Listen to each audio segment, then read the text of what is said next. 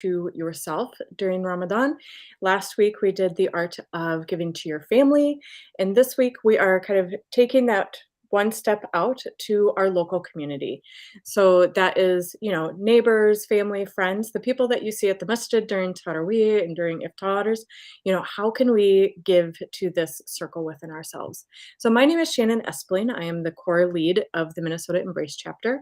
Embrace is a comprehensive convert care organization with the mission to empower, integrate, and serve our Muslim convert community by providing social and educational spaces which encourage growth, shape their Islamic identity, and equip them with the knowledge they need for their lifetime journey. So we have two speakers today, alhamdulillah. First, we have Brother Daniel. He resides in Lancaster, Pennsylvania, and converted to Islam in February of 2017.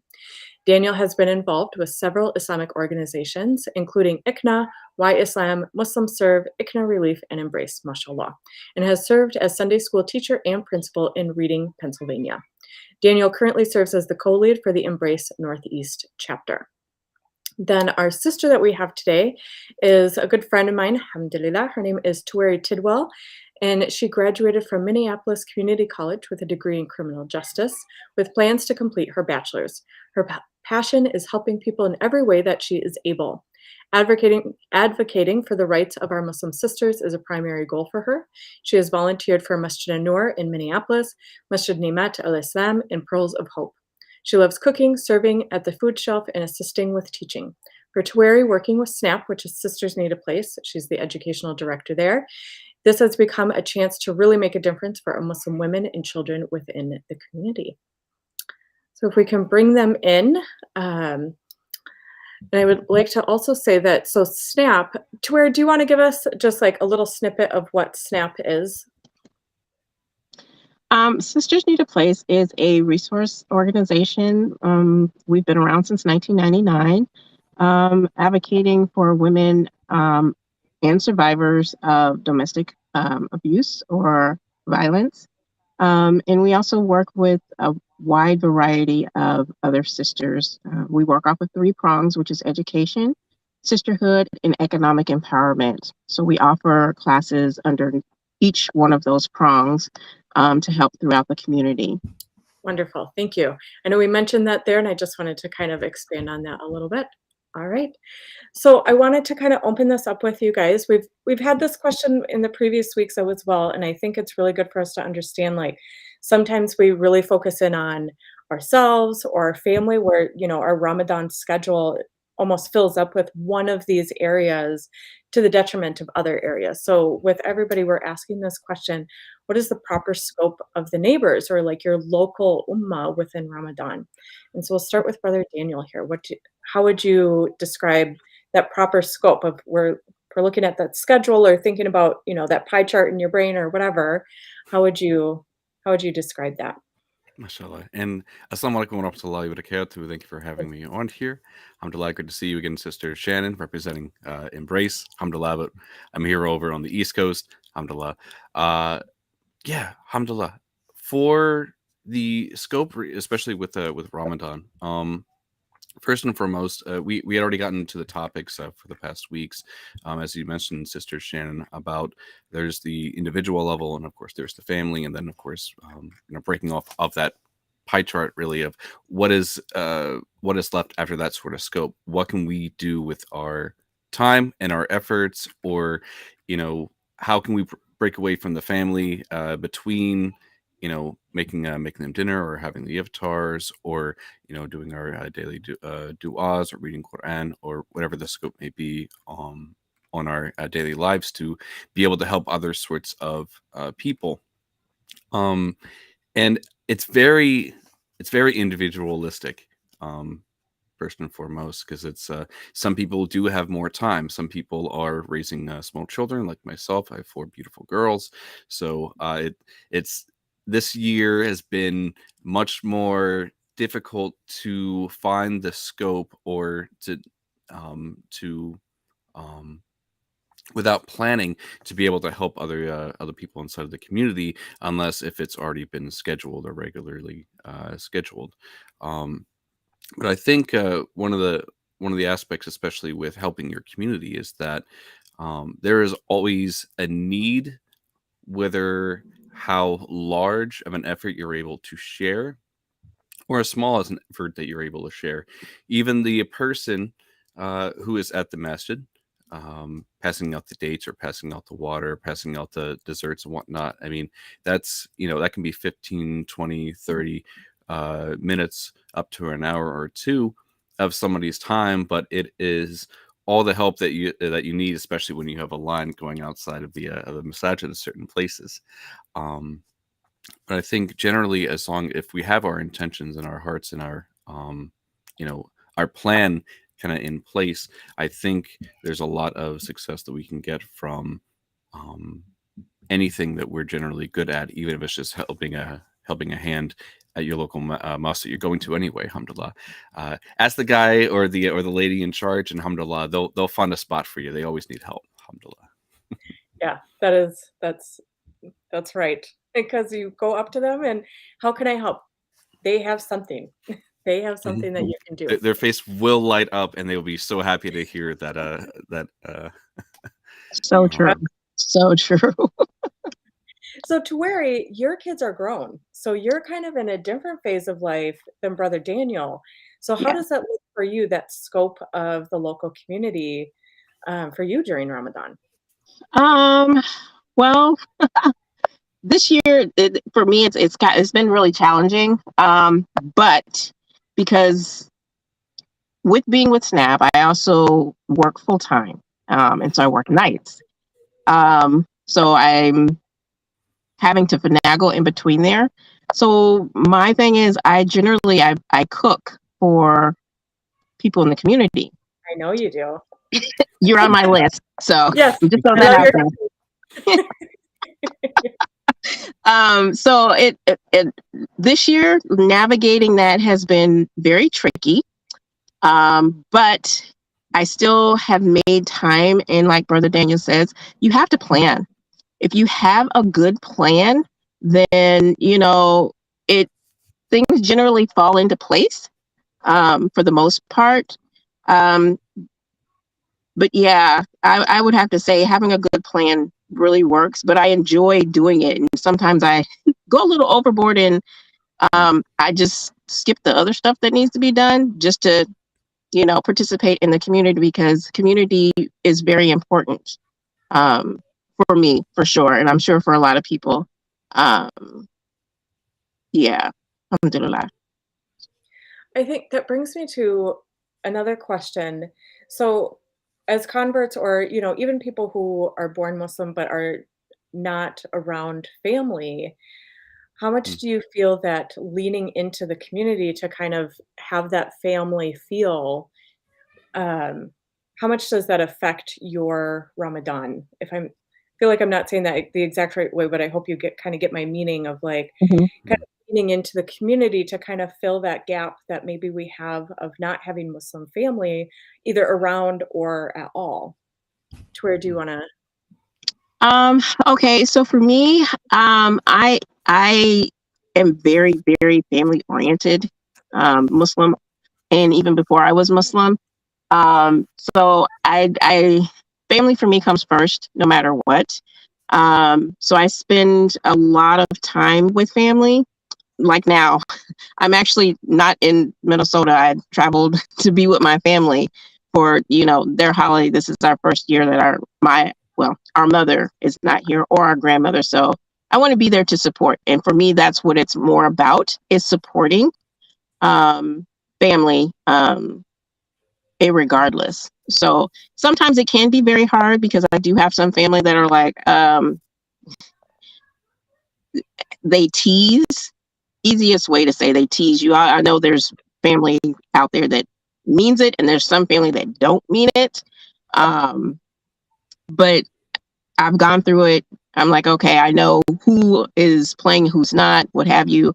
But in the end, for me, it's the love that we actually feel for each other. Does that make sense? I hope that answered the question. Yeah, and I think that sometimes when we don't have that within Ramadan, so let's say you have family that's not teasing, right? Yeah. Like they are kind of poking, then you can lean into the community a little bit, your local community, and kind of fill that fill that space where you're looking for that closeness and you're looking for Yes. that time spent with people who are in, that same time and place as you, whether that Yep. is Ramadan or, just growing in faith or whatever, there's lots of Yeah. different ways, or serving the community.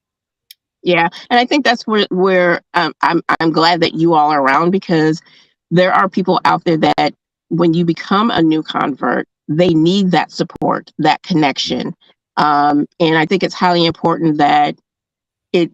I don't want to say that you get kind of paired up with a friend or a family, that kind of thing, but I do think that that's important so that you feel that support and you're able to grow throughout Ramadan, throughout all the Muslim holidays, or even when you have non-Muslim family through their holidays, trying to help navigate through, because there are some that don't want to participate, and so it gives them that strength. So alhamdulillah.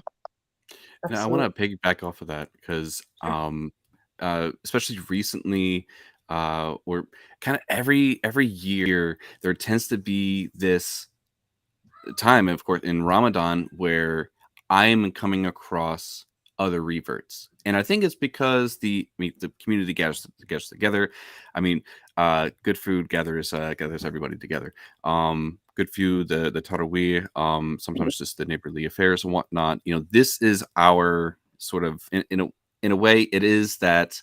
It is the fast, and it is the reflection. It is the gaining of taqwa, but there is such a integral communal affair that happens during the month of Ramadan that it's Mhm. usually the time that even us as reverts, converts, first generation Muslims, we look forward to these sorts of times. And even recently, I went to my local mosque for iftar dinners and met another Muslim brother there who was a revert, and I've never seen him before. And it could be just for the fact that that sort of social gathering is so again integral to our faith, to introducing ourselves into the community, really getting to know sometimes a lot of people you don't see throughout the rest of the year, or as often, or sometimes you missed on Friday Jumas and whatnot. It's just sometimes the scope of things that it's an important aspect for us because it is somewhat the only interactions we may have with that Muslim community, Mhm. or getting the best affairs of the Muslim community together. If Mhm. not on Ramadan, then during the Eid, if people have been invited or open, or you have local events in your city for that. Yeah. Mhm.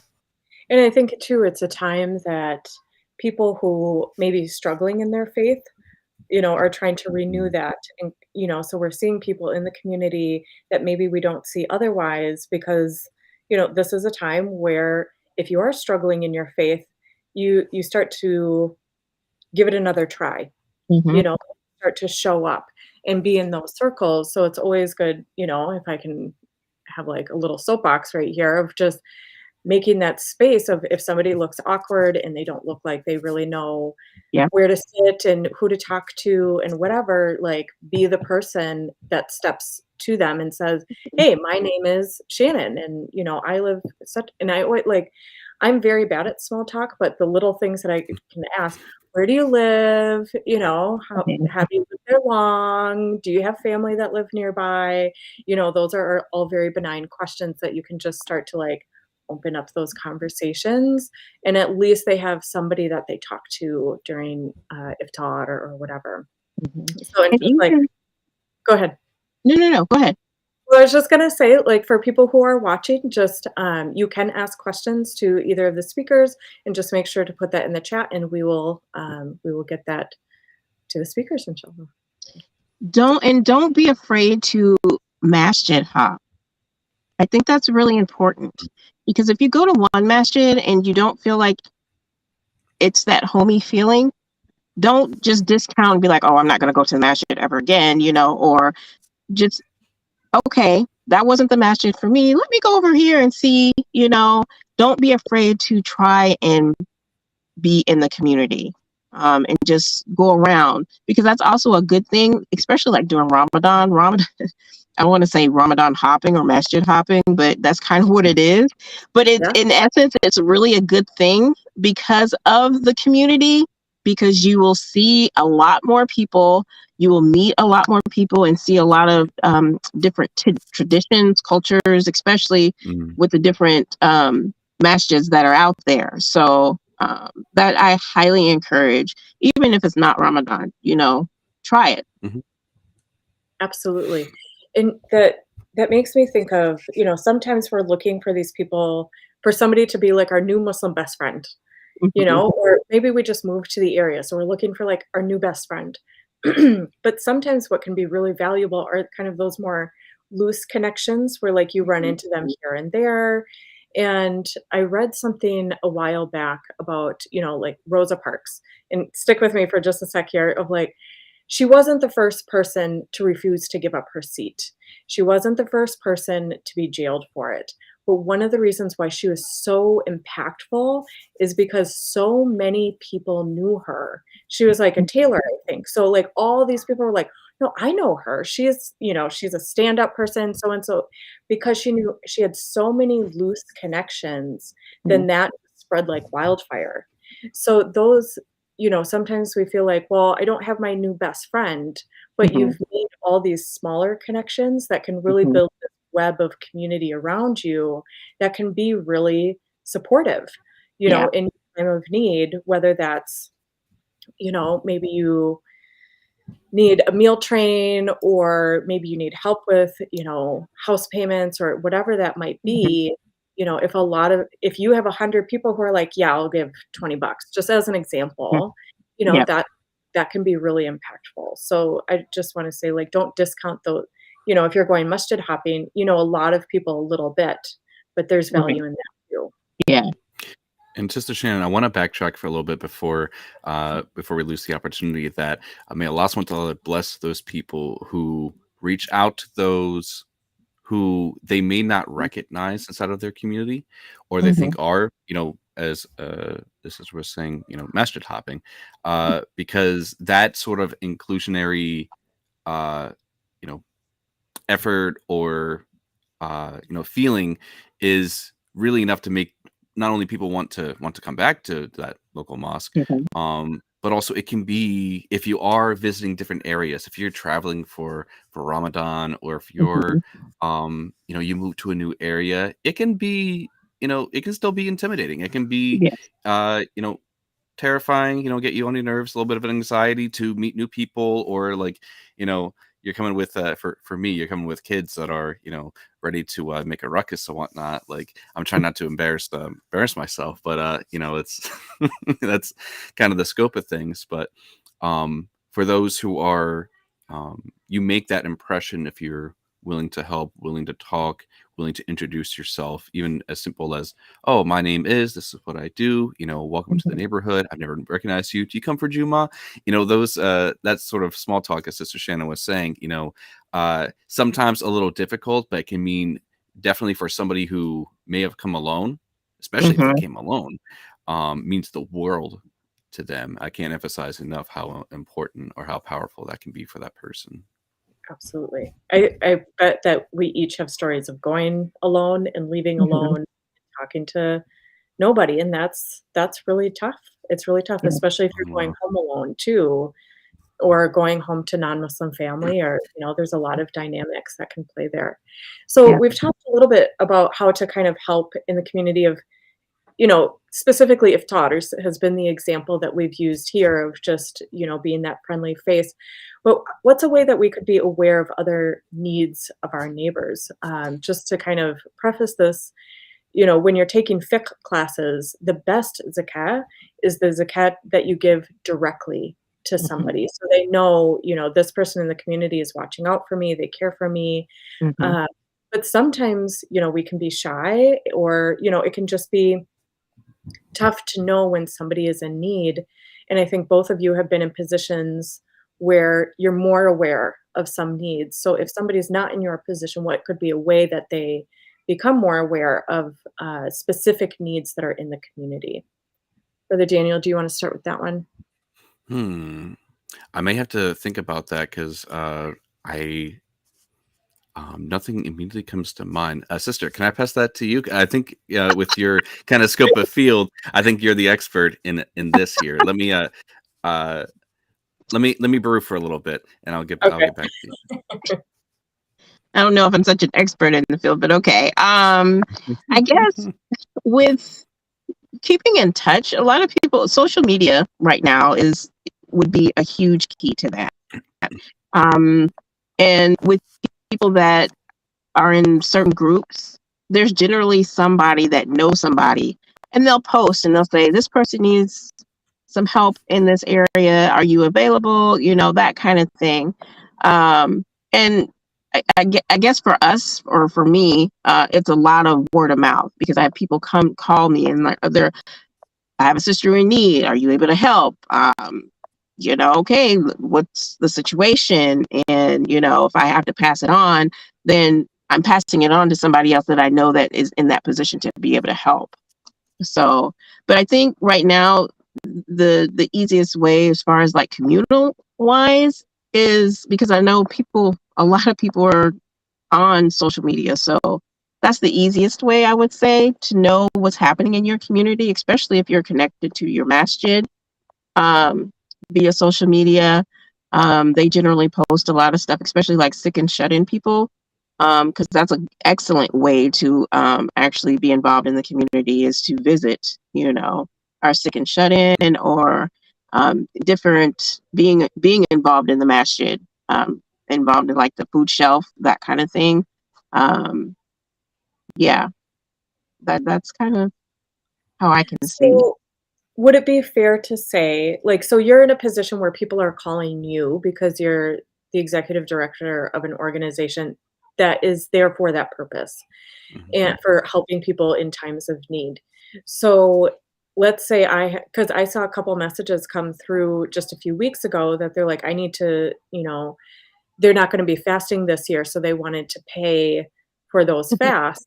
Mhm. And so, like, if somebody was to reach out to the executive director of an organization like yours, would that be a pretty good resource, do you think? To say, like, hey, I have this money that I want to give directly as well, Mhm. because one of the explanations that I was given by the sheikh of why this is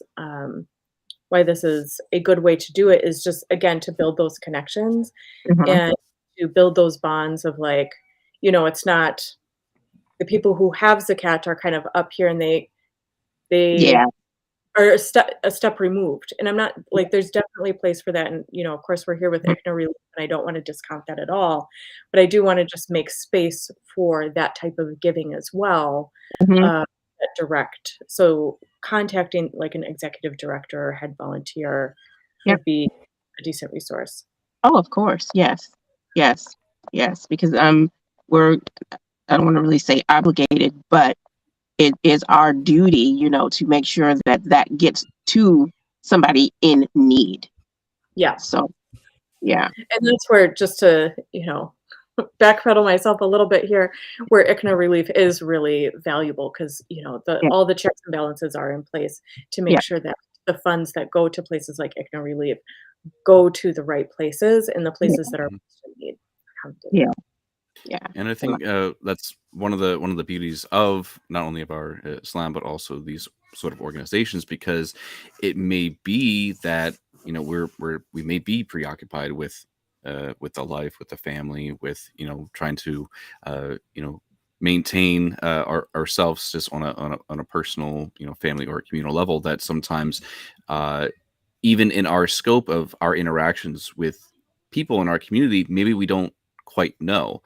Mhm. I've had my own experiences of the more I was involved with my local community, the more that I get to see there Mhm. are always people in need. There are always Mhm. people, requesting for a handout, but people that they won't come to you individually, like begging on the begging in front of you. But then again, Mhm. even in certain aspects, I mean, um, I've had a recent trip to Morocco where people are in that sort of need that they will be on the side of the street asking for money, because that's just it's partial, culturally acceptable for that, but it's because they are in that sort of position that, there shouldn't be a shame to needing to ask for what is a right incumbent upon those who have been given by Allah Subhanahu wa Ta'ala for, to give to those who are in need. As the Prophet ﷺ mentioned, the hand that is giving is better than the hand that is receiving, but that doesn't necessarily, mean that there is a disfavor or displacement for the one who is receiving. And in that same case too, I always try to emphasize that the one who is giving is blessed, but also the one who is receiving is blessed as well, because that person who is receiving as well, if you're in a position where you're in need, there shouldn't be a shame for that, because you are allowing to, especially for somebody who may not know, if they know that you are in need, then they're able to fulfill that obligation and that right to you, which is a blessing for you as well as a blessing for them on the day of judgment. So Allah will make it easy. But the more involved that we are with our own personal community, you realize that there are those sort of people in need. But in case, to kind of go back, as Sister Shannon was kind of mentioning, if you don't know, there is 101 organizations, whether it is in the umbrella of ICNA, whether it's ICNA Relief, Embrace, that we're all Zakat eligible and able to receive those and put those in for good purposes and good reasons. Alhamdulillah. Yeah, and for the one who is receiving, they're opening up that opportunity for the person to give as well. Yeah. Like this is, it's, opening up that opportunity to give. So we have a question from the audience. Somebody asked, how do you best connect with your local community, especially when there is a cultural divide? So kind of taking a step back to, those community iftars, how do you connect with that community when you feel like the odd man out? I guess you just can't be selective, really. As we were kind of mentioning with masajid hopping, that's an integral part. If you're so committed, I mean, there's nothing wrong with being committed to one in particular mosque. You know the people there, you've interacted with them, they know you well, they know your first, your last name, how many kids that you have, their names. You've gone over to share dinners with them, in your own free time. MashaAllah, that's fantastic. May Allah subhanahu wa ta'ala bless that. But in the same sense, what's that statement? You lose every opportunity that you don't take. Who goes to say that your Muslim best friend may be in another masajid that you haven't visited yet, but we can't open up that door of mercy or that door of brotherhood or sisterhood if we're so focused on only staying at one in particular mosque. So we need to be, I guess I want to say culturally indifferent, but or maybe culturally fluid would be a better statement. Be okay with visiting different masajids, regardless of where they are, or if we're comfortable in one spot. Yeah, I'd have to agree with that. Yeah, I mean, he worded it perfectly. I would definitely have to agree with that. Yeah, Alhamdulillah.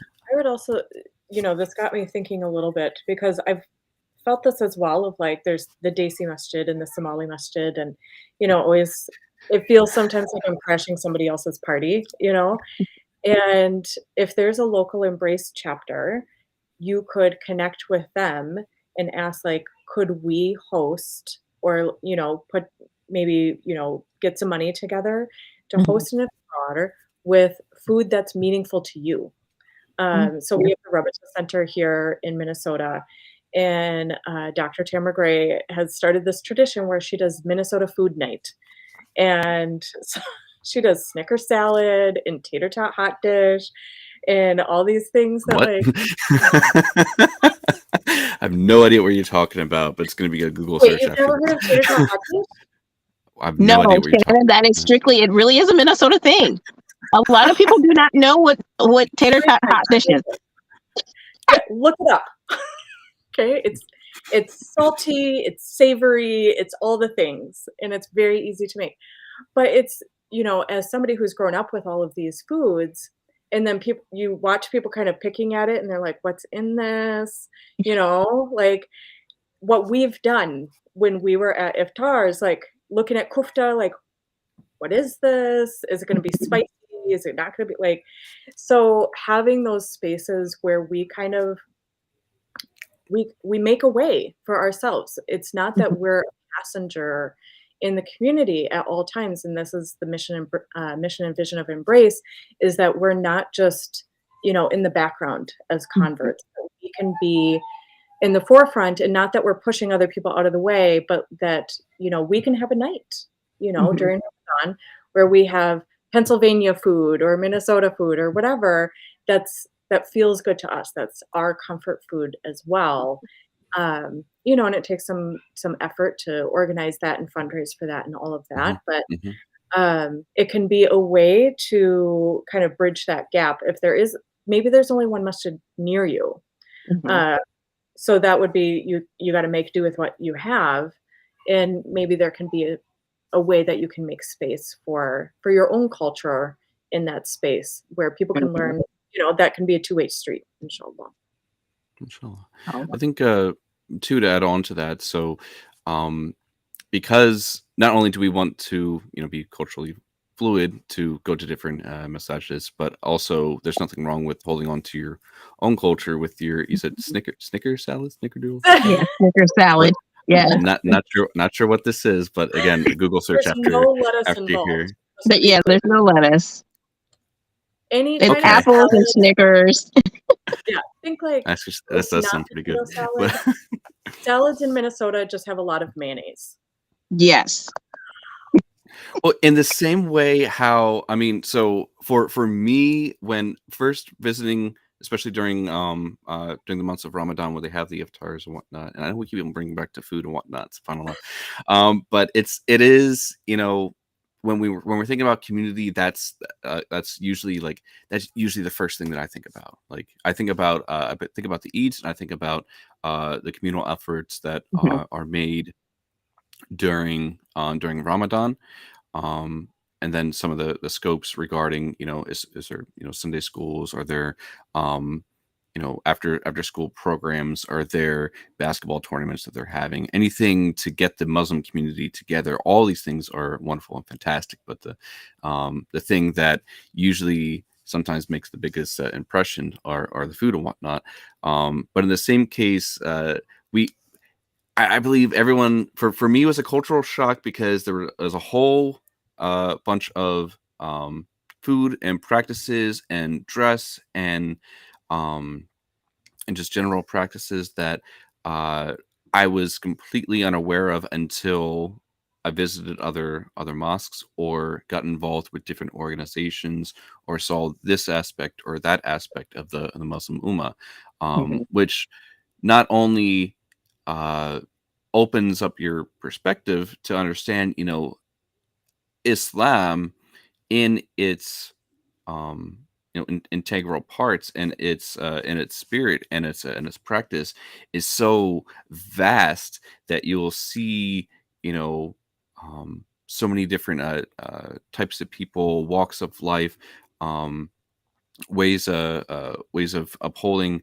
or ways of uplifting other sorts of people, that it can be a cultural shock as well, but also a wonderful thing to experience that um, as well.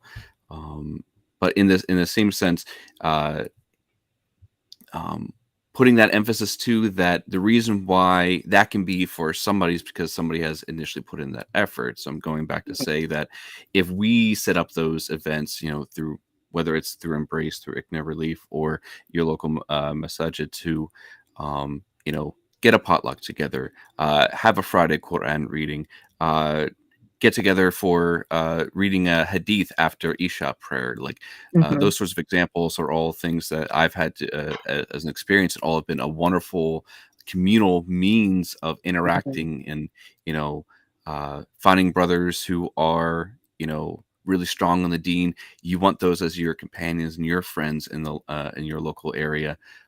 and I wouldn't have been able to interact with them unless I had gone to visit those sorts of places. But it's as equally as important for us to seek out these sorts of things, but also for us, if we see a need in our community, you know, what better opportunity for us to step into that role and want to be that.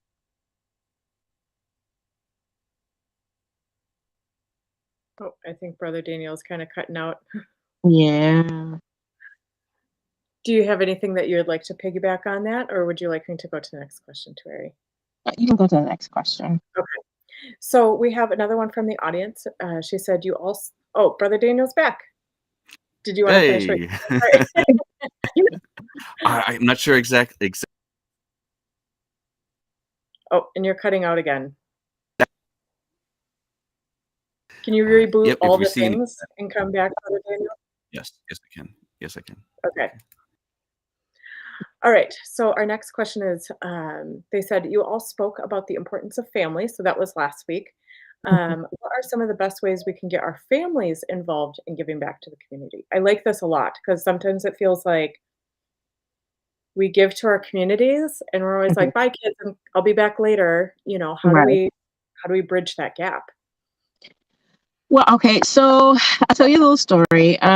My dad was visiting me in Minnesota one year, and Master Nur was doing one of those 25-pound, 1,000-pound giveaways. And he was like, I'll go with you. And I was like, I was kind of shocked, but I was like, that would be excellent. I mean, that way you can be involved in the Muslim community. You can have an understanding of how the Muslim community works, what we do, that kind of thing. And I was very elated and I mean, just really excited. So inviting your non-Muslim family members to activities that happen at the masjid is a huge impact. And so that is definitely a way to get your family involved. Another thing is years ago, which I haven't done in quite some time, but I used to host on Memorial Day, the weekend, I would have my non-Muslim family and my Muslim family come together, and we would have a barbecue. And that way I wanted to create that connection of what I call my Muslim family and my non-Muslim family together so that they would have an idea of what happens within my circles. So I think that's also important. Just bring both of your circles together. And sorry to talk about food, but food is that impact. Food is what brings people together. And so if you have to do it in that manner, then, that's definitely the best way to go. I hope that answered the question. Yeah, yeah. And Brother Daniel, you're coming from the other side of things where you got these little kids, and so if you could fall into a place where you're like, see a wife and kids, I'll be back later because I'm going to be with the community. How do you involve your whole family in that community work?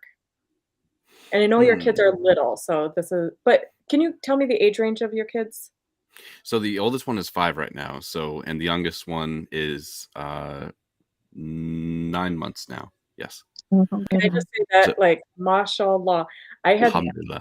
3 under 4 when my youngest was born, and yeah, I mean, I wonder sometimes if I was sane during some of those years. So, may Allah preserve you and bless I you in mean, this time, and Yeah. when they get older, I can tell you, like, it's the golden years, this, like, 8 to 12, it's amazing. mashallah. I'll keep that in mind, alhamdulillah. But I do have to say that these I would say, like, generally the past 2 years, especially for me, because I'm more so focusing on the family aspect, it's been more difficult to not be participating in the communal affairs, especially on such a daily or regular basis. And that's just because I'm focusing more on the family aspect of things. And I think that's good. And I think in a way, we shouldn't be abandoning our family to go support the mosque if it means that the wife and kids don't have any can't make dinner, or can't eat, or they can't be with daddy or mommy for a couple of hours because they're so preoccupied with wanting to do the communal things that we're not doing things on the family scope. Mhm. So I wouldn't encourage anybody to do that. But I would that's a difficult one to tackle this time around, because generally, as long as we're bringing them to the events and whatnot that other people are planning, that at one time I did plan, in the same sense, you're being that grace for other people when you have that opportunity. And then once that time opens up again, inshallah, you'll see me on the sidelines helping out again. Mhm. Um, but I think it kind of brings back to that statement. If you see a need, or you see people, movers and shakers ask for people, they won't be shy to ask, hey, can you help out this weekend? Can you help out with this event? um, for that. And I wanted to add on to what the sister was saying regarding involving your family, which is so important, especially for non-Muslim family members. I don't know if you had this experience as well as as much as how I've had, but when the transition comes from, of course, we're American, but there's the American cultural Yeah. practices, and now we're getting into the Islamic scope of practices. So today is to the Christians Easter Sunday, but for that practice, or for Halloween, Christmas, uh, May Day for certain people, whatever Mhm. the scope may possibly be. Um, Depending on one's understanding, we may not be participating in those sorts of things. And my family has made the statement. It's like, you guys are boring, because you're not celebrating. and and and the thing is that we need to really put in that effort too, the same way how mom used to make the A'udhu Billah, the ham for Easter, or Mhm. the or the dinner for Christmas. We need to do the same exact thing for our Eids, and focus on wanting to do those things to bring our children to those sorts of events, to Mhm. help out with those sorts of events, to help plan those sorts of events, to fund those sort of events. All those sort of aspects are wonderful and good, and are going to be, especially to those kids, which we want to make that wonderful impression of Islam for them, so that as they're growing up, that they're going to be attached to the masjid.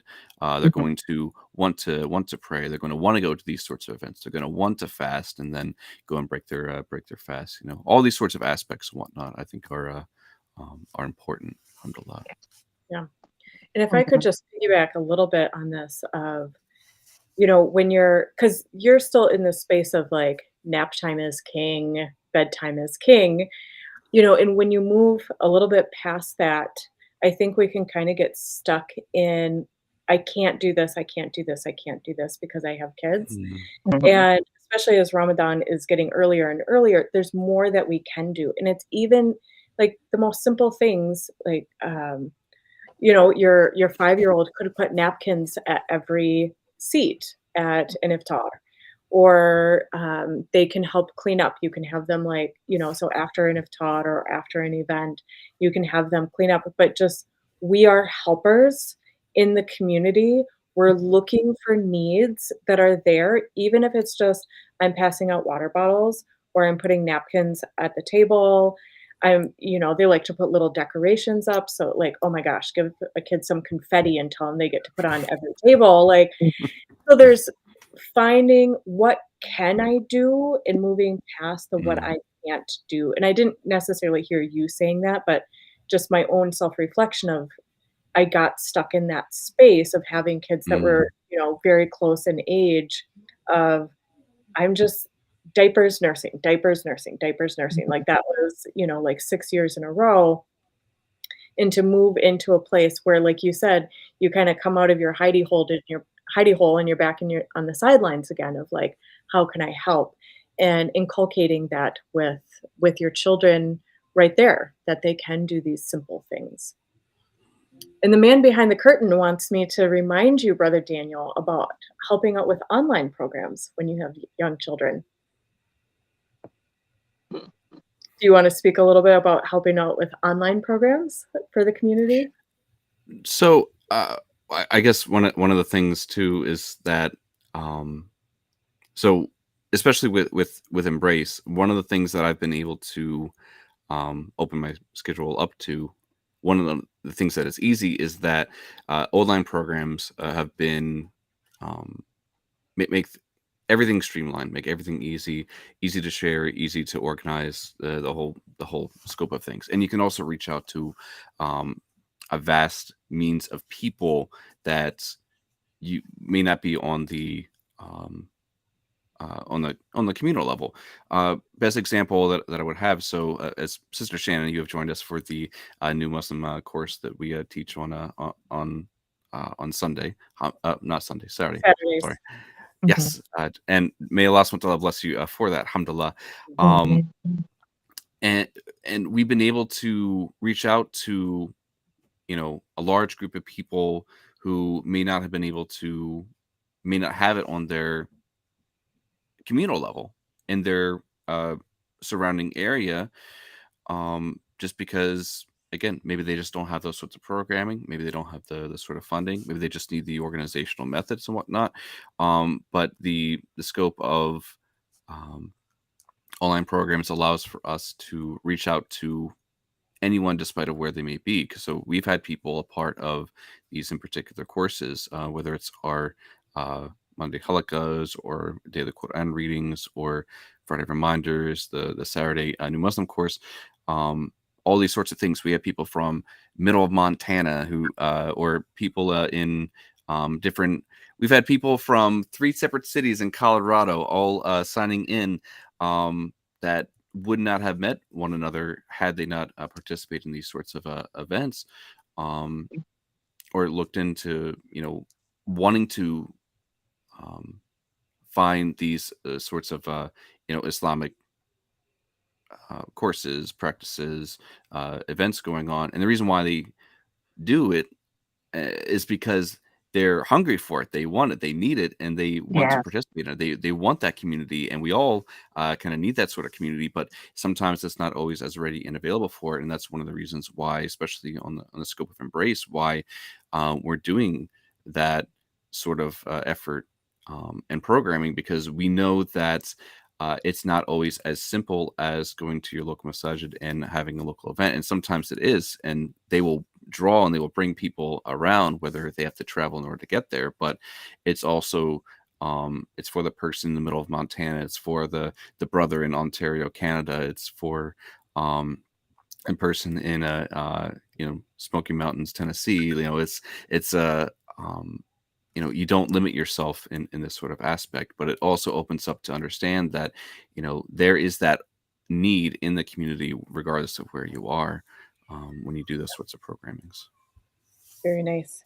Now, Tuweri, I know that you've helped with a lot of different programs in our local community, and I'm wondering if there's a couple programs that you think that most people would be able to find in most communities. What would those look like? Like a food shelf would be the first one that comes to mind to me, but what other ones might people be able to try to connect, like maybe Google or like, your Minnesota Muslim Facebook page where you're like, hey guys, I'm looking for this kind of, because we each have like our own talents, right? The things where we're like, Mhm. yes, I can show up with that.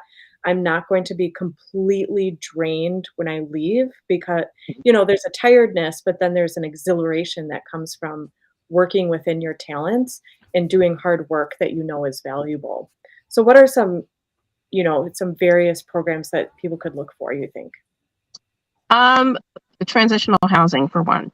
That's a huge one. Working with, I guess my aspect will be working more with women, but there are different ways that you can connect with other organizations. Some people need to get to doctor's appointments, so volunteering to help transport people that don't have transportation. There, so I mean, because there are so many organizations out there like Al Maun, which is an organization that we partner with. We partner with Rabata. We partner with Sakin, which is a housing resource. So they help with trying to get housing and purchase houses. Zakat, which is another wonderful organization that we partner with, and they're also how for housing, or you have issues with trying to get your bills paid. You know, these organizations are excellent resources in ways to help other people. Um, I don't know if I answered that correctly. Yeah, you did. You did, absolutely, and I'm thinking with some of those organizations, sometimes they need office help, and that would be Yes. maybe something that you can do from home where, I'm thinking of Building Blocks of Islam, and just they're always looking for help because people know who they are in our local. That's somebody Yep. that's local here, Even like and marketing, they're like marketing social media. They're always looking for people to put, we need help getting this out, post this, or, manning different social media things that they have. So, yeah, those are a lot of different ways that you can get out there and connect with other people. Because you will definitely meet somebody else that, oh, I've been able to help with that. You know what? They need help with this. So, or this organization. So it definitely will be kind of a hands on, hands off, because they'll pass you off to somebody, a different organization that may need your skill. yeah, absolutely. Are there any other types of volunteering roles, Brother Daniel, that you can think of that people could look for? So to kind of piggyback off of what the sister said, so if you reach out to one organization and it's very unlikely that they're like, oh yeah, we don't need any help. No, they always need help. But if they know, like one sends a talk with another one, which talks to another one, um, you know, that sort of scope of things, like just the social work sort of thing, um, they will, if they especially know that you have certain skill or in particular, you know, want that you want to throw out to help in one way or another, usually they'll communicate with one another and say, "Hey, if we may not be available for this, but I know that this place is available or this place is available. This masajid needs, you know, a secretary or needs somebody to help with as a cat or somebody as a uh, help with your local Sunday school, help with this, help with that, you know." Um, and even if it's not always so like, oh, we need a definite need, it's always, shadow somebody, look after somebody, see what somebody else is doing so you can learn it yourself, so that if in case, um, somebody steps down, moves on, moves out of the community, whatever the case may be, you're ready and prepared to handle that yourself as well. Mhm. Um, and it's a simple, again, just asking the a person who's in charge, or just asking around, hey, who's the person that I speak to if I'm interested in doing this? And one person, it may be, it'll kind of pinball you like da, da, da, da, da, da, da, da, all over the place, but eventually, if your scope is to help out with the skills that you have, and what you have to offer, eventually you'll reach your resting place and the place that you want to Mhm. be at, that you can help as many people as you can. Yeah, and I think Yeah. starting that conversation with "This is my skill set," or Mhm. even, something doing so with respect, but saying, "Hey, I see that you have this need in your organization," or I would again, it's a fine line of, people have maybe been doing this for 10 years, and you're like, Mhm. "I have this great idea how to make you so much better," coming into that conversation with respect, but, even within, our own Embrace group, there was a sister that said, "I'd really like to see you guys visiting the sick, and I would Mhm. like to head that up." And Mm. absolutely, like, let's do it. Yep. She came with the idea, and she was willing to head it up, Mhm. and it's like, it's all your because I absolutely want to do that, but sometimes the organizers of those organizations, they're at capacity, they're Yeah. saturated, and so if you come with an idea, you come with kind of that first conversation, because if you come it's like coming up to somebody while they're making Thanksgiving dinner and you're like, "How can I help?" And they're like, I don't know. Right? Yes. There's so many things that you can't just hop in. Yeah, just Right. find something. Yeah. Take a minute, read the room, see the situation, and that's a huge help to say, "Hey, it Yeah. looks like you need to be set up. Is it okay if I just kinda take charge of that?" Yeah, absolutely. So just that is, next level volunteering is to come in and say, "I I see this need, and I'm going to suggest that need." Mhm. So we only have, like, 3 minutes left, you guys. This went by so fast, mashallah. Inshallah. No problem. Yeah. Is there anything that you guys would like to any closing thoughts that you'd like to close with before we wrap up here? I guess I'll just say don't be afraid to get out in the community. Um, Even with having that anxiety, sometimes you have to push through in order to gain the beauty of community. And don't be afraid to move around throughout the community. You know, um, one place may not be the space for you. The next place may be the space for you. And you might make that connection. So yeah, don't be afraid to move around because community is beautiful and we need community. Um, Yeah, I love that. I love that. Anything else you'd like to add, Brother Daniel? Just reflection. So why are we doing it? We're doing it for the pleasure of Allah subhanahu wa ta'ala, and we're doing it for the Muslim Ummah, so that we can strengthen ourselves and be, as Allah subhanahu wa ta'ala mentions, of those who forbid evil and those who enjoin in good, so that we can protect ourselves and protect our families and all those who are around us. Alhamdulillah. We may not see, it's the same case of we're planting seeds now, or we hope to plant the seeds that are eventually going to foster and grow into something even bigger and better, that we're not even going to see, who even knows, 10, 20, 50, 100 years from now, inshallah. But those efforts are going to be hopefully the means of good deeds that will be, that sadaqah jariyah, that will be worthwhile for us on the day of judgment, alhamdulillah. And in that same case, when we're enjoying that sort of goodness, and encouraging that sort of good, we get that same benefit as the person who did the good, as for us encouraging that or opening that door for somebody else. So the reward is so immense for even sometimes the smallest sorts of efforts. So if we have our head, our heart, and our mind all on the same goal of Jannah and the pleasure of Allah subhanahu wa ta'ala, then there is nothing ever so small to do, or too small to do. Absolutely.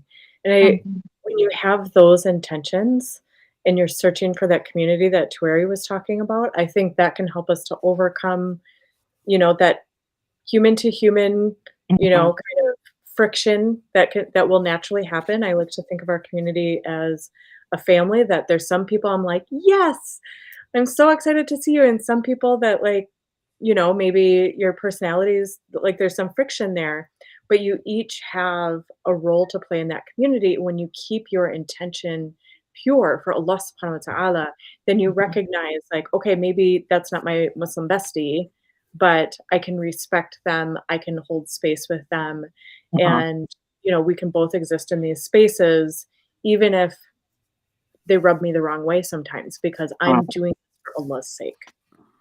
Yes. All right, so I will wrap us up with Surah Al-Asr. أعوذ بالله من الشيطان الرجيم بسم الله الرحمن الرحيم والعصر إن الإنسان لفي خسر إلا الذين إلا الذين آمنوا وعملوا الصالحات وتواصوا بالحق وتواصوا بالصبر. Right, Assalamu alaikum wa rahmatullah. Thank you guys so much. Wa alaikum salam wa rahmatullah.